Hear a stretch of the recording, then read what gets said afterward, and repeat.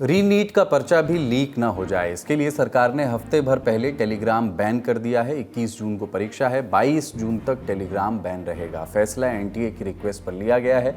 Electronics और IT मंत्रालय ने ये बैन आईटी एक्ट 2000 की धारा 69A के तहत लगाया है। लेकिन टेलीग्राम बैन करने की वजह क्या है?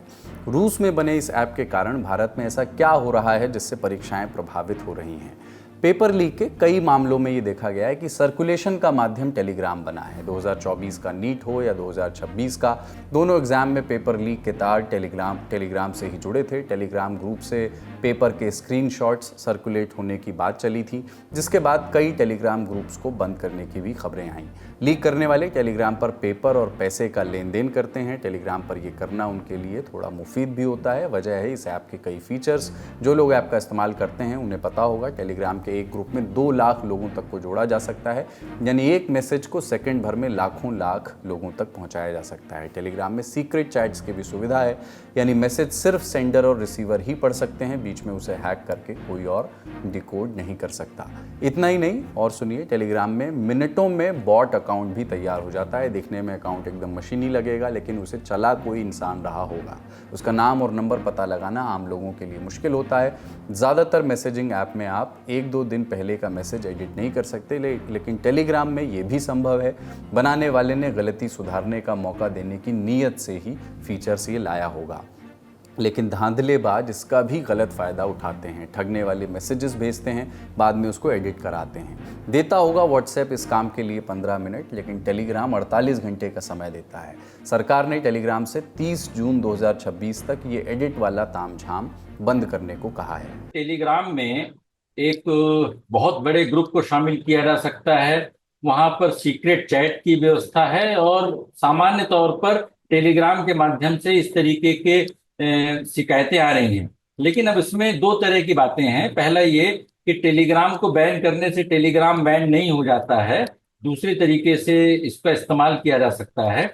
और दूसरी बात यह है कि जो फर्जी तरीके से इस्तेमाल किए जाने वाले अकाउंट्स हैं उन पर बैन लगाने के लिए पहले टेलीग्राम को बोलना चाहिए। आईटी इंटरमीडिएट रूल्स के तहत उनकी जिम्मेदारी है, क्योंकि आप अगर सुरक्षित पेपर कराने के लिए पूरे प्लेटफॉर्म को बैन करना, मैं समझता हूं ये कोई एक परंपरा नहीं है।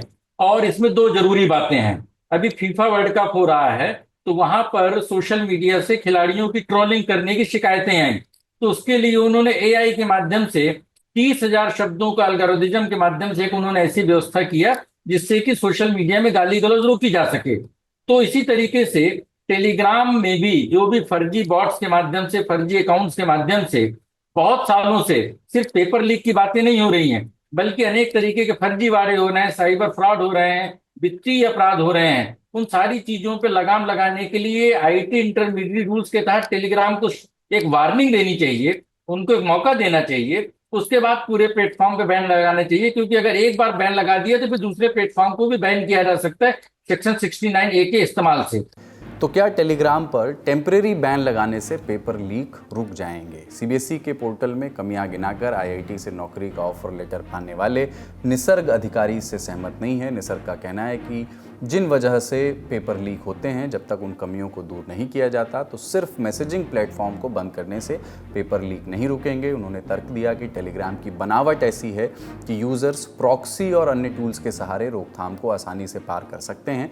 इसलिए पूरे कम्युनिकेशन प्लेटफॉर्म को बंद करने के बजाय परीक्षा के सुरक्षा सिस्टम को मजबूत करने, लीक के असली सोर्स को पहचान करने पर ध्यान देना चाहिए। जब सरकार बोल रही है कि उनकी पूरी व्यवस्था बहुत ही कड़ी है और पेपर लीक नहीं हो सकता है, तो फिर टेलीग्राम को बैन करने का मकसद ही क्या है? जब आपका पेपर ही लीक नहीं हो रहा है, पेपर लीक नहीं हुआ है, तो मुझे लग रहा है कि सरकार को यह बताने की आवश्यकता है कि अगर टेलीग्राम या किसी भी सोशल मीडिया प्लेटफॉर्म से जो भी अफवाहें हो रही हैं वो गलत हैं, तो अफवाहों को रोकने के लिए या गलत अफवाहें फैलाने के लिए पूरे प्लेटफॉर्म पर बैन लगाना, हो सकता है कि सरकार जब सेना का इस्तेमाल कर रही है, वायुसेना का इस्तेमाल कर रही है, पैरामिलिट्री फोर्सेस का, फाइनेंस मिनिस्ट्री के प्रिंटिंग प्रेस का, और उसमें इसको जस्टिफाई किया जा सके। लेकिन अगर मैं समझूं तो ये एक गलत परंपरा है और इसको रोकने की आवश्यकता थी, बजाय प्लेटफॉर्म पर बैन लगाने के प्लेटफॉर्म को सुरक्षित करने की जरूरत है।